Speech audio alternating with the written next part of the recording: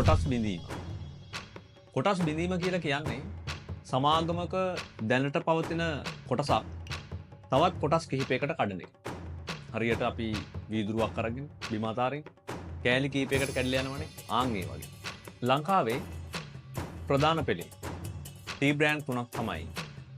එකක් හිතේ තියෙන හොඳම කහට රන් කහට. තේකලාවේ රසය සෙස්ටා. ඊළඟට වටවල කහට.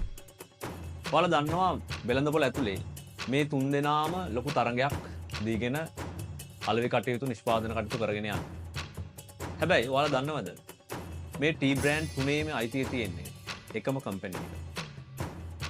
ඒ Sunshine Holding PLC. පුදුමයිනේ. මේක තමයි ව්‍යාපාර ලෝකය.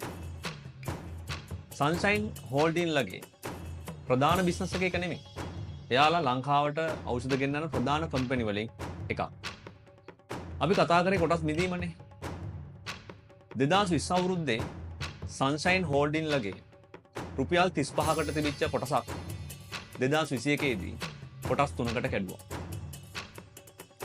ඊළඟට මෙයාලා 2024 වෙනකොට එයාලගේ කම්පැනි එකේ තිබිච්ච කොටසක් 24 දෙසැම්බර්